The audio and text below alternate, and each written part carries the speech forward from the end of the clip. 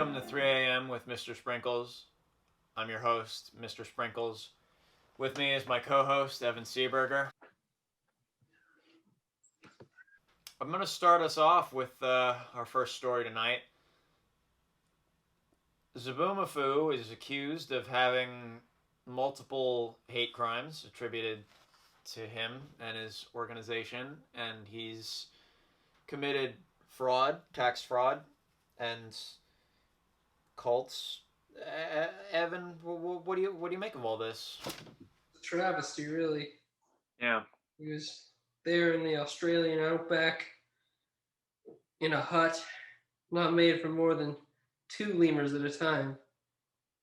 But instead he forced 4, even 5 innocent young men, only 25, babies really, into the hut. I don't like that Zoboomafoo is getting laid and not me. I'm not a huge fan of that. I'm right there with you, brother. Like, what the fuck, right? Why can Zoboomafoo get fucking, like, have a sex cult in the middle of the outback and I can't get the fucking girls from my Whole Foods checkout counter to come home with me? You know how many, like, natural whole grain fucking things of milk I buy just to get them to, like, come into my house? I fucked a fleshlight full of milk. It was disgusting. I imagine. But Zoboomafoo, he doesn't need to do that, you know? Zoboomafoo doesn't need fucking fleshlights full of milk and Whole Foods girls! All he has to do is these fucking burn down churches and orphanages and hate minorities. He does that. It's not cool. Lemurs that are infused with the power of racism can live longer than non-racist lemurs. Here to talk with us about racist lemurs is our good friend, an anthropologist, Ryan Trashfingers Mclaughlin. Ryan, why don't you introduce yourself?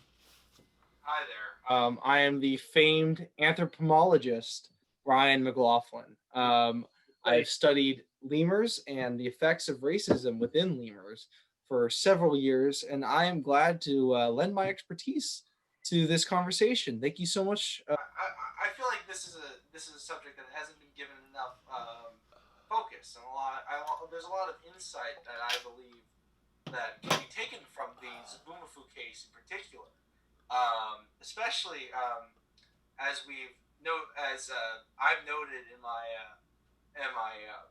works, in my writing, the effects of Zoboomafoo on the Christian right, and his co-opting of the movement to enhance his own sex cult. You know, You think Zoboomafoo killed God? You think? Well, yeah, God. The classic Nietzsche quote. God is dead. God is dead, and Zoboomafoo killed him. Yeah. Great point, sir. I think Nietzsche would have been an incel. I think so. He was an incel. He definitely was. Him and fucking Kant were both fucking virgin fucks when they died. Yeah, Kant literally died a virgin, didn't he? No, he died a virgin. I think Nietzsche did too. I mean, I don't know. Imagine. What you're saying is I know how to live life better than fucking Kant. Yeah. You've already done more than You get laid. You want to tell me how to fucking live my life? You didn't even get fucking laid, you douchebag. Imagine being a philosopher, a great philosopher that people. Yeah, and then never get laid. Imagine people study your works in the universities and the colleges and the doctor schools, but you never saw an ounce of pussy.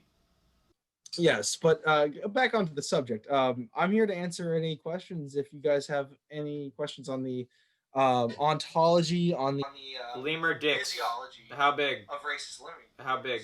And do racism makes the lemur dicks bigger? Does it do that?